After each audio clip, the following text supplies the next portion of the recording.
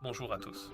Aujourd'hui, je vais vous montrer comment modifier les paramètres de l'interface ou les paramètres de l'UI dans Assassin's Creed Black Flag Resynced.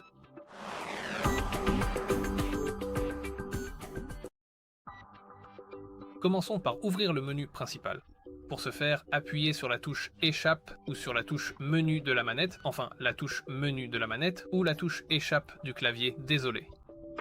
Une fois ici, sélectionnez Options et dans Options, assurez-vous d'aller dans Interface. Ici, commençons par le calibrage de la zone d'affichage. Ici, vous pouvez ajuster, enfin, la zone d'affichage, les bords du jeu, proprement dit.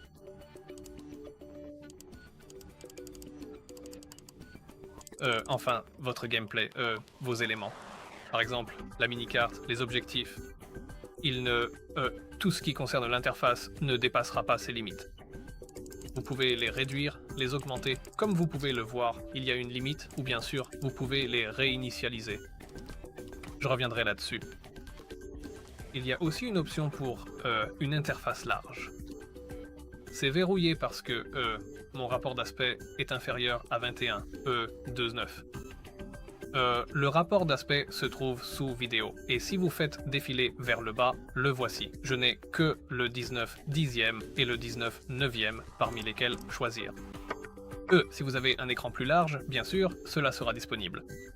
Il y a la langue de l'interface. Ici, vous pouvez choisir l'un des packs de langues disponibles. Une fois que vous avez fait votre choix, le jeu vous demandera de le recharger. Après cela, le jeu sera dans la langue que vous aurez, choix que vous aurez sélectionné. Il existe une option pour le pré-réglage de couleurs.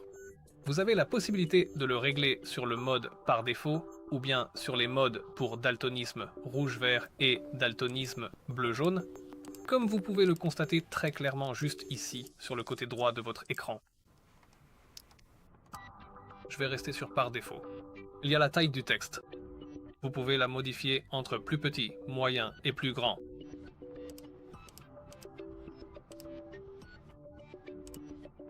Il y a la taille des icônes. Cela fonctionne de la même manière, plus petit, moyen, plus grand. Il existe une option pour le point de caméra. Vous pouvez facilement le régler sur désactiver ou choisir entre les tailles plus petit, moyen ou plus grand avant de revenir sur désactiver si besoin. Si activé, vous pouvez également modifier ceci, changer sa couleur. Vous pouvez choisir entre blanc, marron, orange, jaune, vert, bleu, rouge, violet, violet clair, bleu foncé, magenta, noir. Voici quelques-unes de ces couleurs, comme vous pouvez le voir. Je vais revenir à l'état désactivé. Une fois que vous avez terminé avec ces paramètres, il y a bien sûr les paramètres de l'ATH. Il y a le pré-réglage de l'ATH. Vous pouvez le régler sur par défaut, simplifié, comme vous pouvez le voir, minimal, désactivé, ou revenir à par défaut. Il y a aussi la personnalisation des effets visuels de l'ATH. Ici, vous pouvez simplement personnaliser tout ce qui concerne votre ATH, sauf les positions des éléments là où ils apparaissent. Il y a les astuces et les messages. Vous pouvez tous les afficher, uniquement les critiques ou aucun.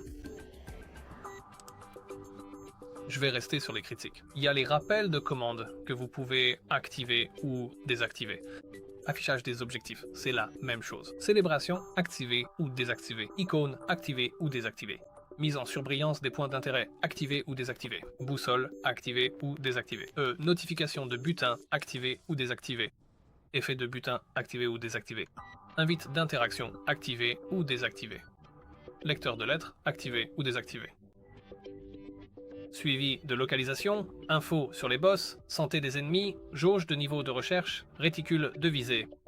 Sous la rubrique Naval, il y a les astuces navales que vous pouvez régler sur dynamique, manuel ou désactiver. Il y a les infos sur le navire, les barres de santé du navire, l'arc de visée, les points faibles du navire, le panneau de la longue vue, la mise en surbrillance de l'accostage abordage. Sous la rubrique Héros, il y a les infos du joueur, le widget de capacité, l'accès rapide, le widget d'outils, les munitions de pistolet, la jauge de visibilité, le verrouillage de cible, les effets de combat, les effets de parade, le contour de gaine, le contour de furtivité, je m'excuse, l'impulsion de sifflet. Nous avons l'indicateur de perception qui s'active, suivi de l'indicateur de vigilance, et enfin une attaque rouge détectée.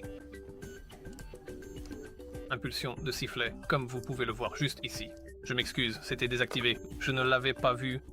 Indicateur de vigilance, indicateur d'attaque à distance, et c'est tout pour la personnalisation des effets visuels de l'interface. Ça a pris un moment, passons à la suite. Il y a l'opacité de l'interface. Vous pouvez choisir, l'opacité de l'interface. Aller aussi bas que 50 ou aussi haut que 100. Bien sûr, si vous voulez désactiver l'interface, nous l'avons vu ici. Il y a aussi l'arrière-plan de l'interface. Vous pouvez l'activer pour donner à votre interface un arrière-plan afin qu'elle ressorte, qu'elle se détache davantage du jeu lui-même. Vous pouvez l'activer, le désactiver, sélectionner l'opacité. Aller aussi bas que 10 ou aussi haut que 100 avec des paliers de 10. Vous pouvez l'ajuster manuellement avec ces flèches. Et je pense que c'est tout pour les paramètres de l'interface. Fermez simplement ceci, fermez cela, et c'est à peu près tout. Merci d'avoir regardé, et n'oubliez pas d'aimer, de commenter et de vous abonner.